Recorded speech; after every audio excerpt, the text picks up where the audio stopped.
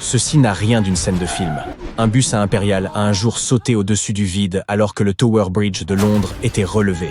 Revenons au jour où tout cela s'est produit. Le 30 décembre 1952. C'était une journée ordinaire pour Albert Günther, le chauffeur de la ligne 78. Il conduisait son autobus à travers le Tower Bridge en direction de Shoreditch. Puis, il a remarqué que le pont s'ouvrait et que son bus s'élevait avec la bascule. Que veut-on dire par bascule? C'est ainsi que l'on nomme les deux sections du pont. Elles s'élèvent à un angle de 83 degrés, et chacune d'elles pèse plus de 1100 tonnes. Le bus roulait à seulement 20 km/h lorsque la bascule a commencé à s'élever. Le timing était parfait, et l'autre côté de la bascule n'était pas encore trop redressé. C'est ainsi que Günther a réussi à faire bondir le bus d'une hauteur d'1 à 2 mètres. 13 personnes ont été blessées, mais tous les passagers ont survécu. Comment se fait-il que le pont ait été relevé? À l'époque, un gardien faisait retentir une cloche d'alarme et fermait les barrières avant que le pont ne doive être ouvert. Pourtant, ce jour-là, on a oublié de le faire. C'est pourquoi le bus a continué à progresser sur le pont, pensant que tout allait bien. Pourquoi a-t-on dû relever les bascules du pont en premier lieu? Eh bien, parce qu'un navire devait passer dessous.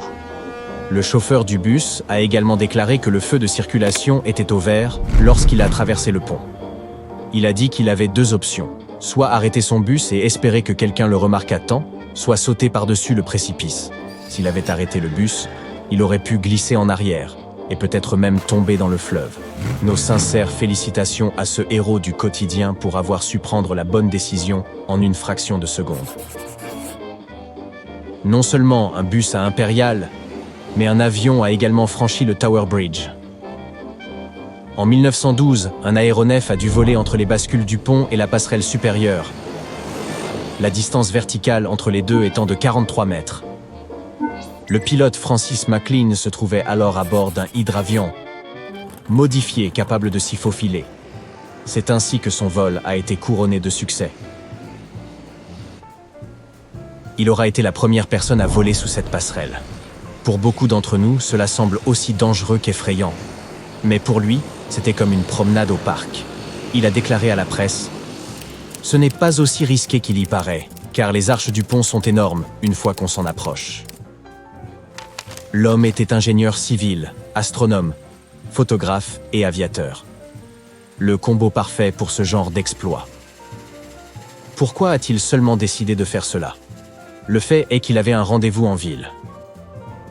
Tout s'est passé un samedi matin. McLean s'est dit « Pourquoi ne pas s'y rendre en hydravion ?» Il a décollé à 6 h du matin et 2h30 plus tard, il amérissait à Westminster Pier. Voulez-vous entendre l'histoire d'un farceur qui vivait à Londres au début du 19e siècle? Theodore Hook et son ami traînaient ensemble comme d'habitude. Puis, ils ont fait un pari. Hook a parié qu'il pouvait transformer la maison la plus banale en l'adresse la plus en vogue en moins d'1 semaine. Ils croyaient au pouvoir de la rumeur. Ils ont donc choisi une maison au hasard dans la ville. Une femme ordinaire, du nom de Tottenham, vivait ici. Hook a écrit de nombreuses lettres à toute la ville, des avocats jusqu'aux pâtissiers. Après une semaine, des invités aussi prestigieux que le gouverneur de la Banque d'Angleterre et le Lord Maire de Londres se sont présentés à sa porte parce qu'ils avaient reçu une invitation. Non seulement des invités, mais aussi la livraison qu'attendait secrètement Hook depuis la veille. Le tout Londres a bien vite commencé à tourner autour de cette adresse. Imaginez plutôt ceci. Vous vous réveillez à 5 h du matin après avoir entendu la sonnette de votre porte. Vous apercevez un inconnu sur le seuil. Il dit qu'il est là pour ramoner les cheminées. Vous n'avez rien demandé de tel, et donc vous le renvoyez. Quelques instants plus tard, quelqu'un d'autre frappe à votre porte. Un autre ramoneur vous dit qu'on lui a demandé de venir.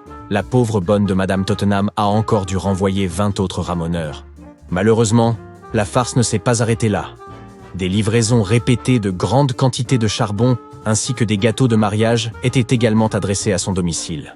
Alors que ces livraisons et ces travailleurs se pressaient à sa porte, toujours d'autres personnes, comme des médecins et des prêtres, se sont rendus à cette maison en expliquant qu'on les avait appelés pour assister quelqu'un. Hook et son ami ont loué une petite pièce à proximité pour observer jusqu'où irait le défi. Une foule de gens s'est présentée et a permis à Hook de remporter le pari. Rick Buckley est un autre amateur de farce, mais il est également artiste. En 1997, il a modélisé son propre nez et l'a affiché à divers endroits de Londres avec de la colle. Pardon ? Eh oui, son objectif était de protester contre la vidéosurveillance. Un mélange créatif d'humour et d'art. Au départ, il a collé ses nez aux alentours de 35 monuments à travers Londres. Parmi eux, les 7 nez de Soho sont assez célèbres. J'imagine qu'il n'aime pas trop que les gens fourrent leur nez dans ses affaires. Il est temps de sauter du coq à l'âne, de nez placés à des endroits incongrus de la ville. Passons à des temps plus anciens où les gens s'enduisaient le visage de cosmétiques nocifs par seul amour du bon goût. Il nous faut mentionner ici une pionnière de son époque, la reine Elisabeth Ier, qui a eu une influence majeure sur la mode. Non seulement les vêtements des femmes, mais aussi le style masculin a été influencé par ses choix de garde-robe. Mais ici, nous allons parler davantage de son look blanc emblématique. Il était obtenu grâce à une fondation blanche appelée céruse, qui était conçue en mélangeant du plomb blanc avec du vinaigre. À cette époque, les gens voulaient également blanchir leurs taches de rousseur et cacher leurs imperfections. Ce type de cosmétique contenait des ingrédients tels que du soufre, de la térébenthine ou du mercure.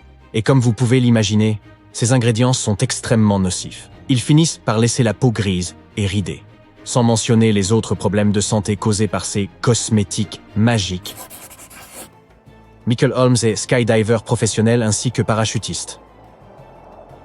Et non, il n'est pas apparenté à Sherlock Holmes. Il figure sur notre liste parce qu'il a survécu contre toute attente. Un jour, il était occupé à entraîner de nouveaux skydivers. C'était pour lui un jour comme tous les autres. Il se trouvait dans l'avion avec 16 élèves qui devaient sauter d'une hauteur de 400-500 mètres. Tout cela était assez simple sur le papier et leur permettrait une chute libre d'environ 1 minute. Leur parachute devait s'ouvrir à 1500 mètres. Ce jour-là, les choses ne se sont pas déroulées comme prévu. Michael a ouvert son parachute, mais il ne s'est pas déployé. Il a ensuite passé plusieurs secondes à essayer de se débarrasser du parachute principal pour pouvoir ouvrir celui de secours. Alors qu'il luttait, il tournait également sur lui-même, en pleine chute libre. Il a décrit cette chute comme suit. « Je tournais si vite que je me suis presque évanoui à cause de l'accélération. » Il s'était retrouvé dans une situation similaire auparavant et avait dû dégager les cordons entre le harnais et la voilure. Il savait qu'il avait un système de secours et que ce système lui sauverait la mise, alors il n'a pas paniqué. Du moins au début. Cette fois, il ne pouvait plus se dépêtrer de la voilure principale. Alors qu'il se trouvait à environ 1200 mètres, il a résolu d'ouvrir le second parachute, et rien ne s'est produit.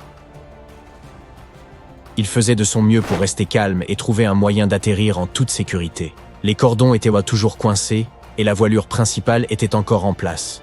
Il ne pouvait pas non plus atteindre son petit canif, et il lui fallait pourtant couper les lignes. Pire encore que de tournoyer, c'est que le temps s'écoulait. Il commençait à manquer d'options tout en se rapprochant du sol à une vitesse d'environ 130 km/h. Il avait aussi une caméra sur la tête qui enregistrait l'incident en continu.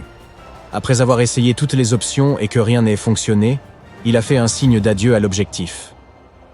Heureusement, son histoire ne s'est pas achevée ici. Souvenez-vous de ce qu'on a dit au début. Notre homme a miraculeusement survécu, en atterrissant sur un mûrier environ 3 km au nord du lac Taupo de Nouvelle-Zélande. Il n'a été que légèrement blessé. Cela signifie qu'une personne peut tomber du ciel et survivre si les bonnes conditions sont réunies. Que feriez-vous si vous vous retrouviez dans une telle situation ?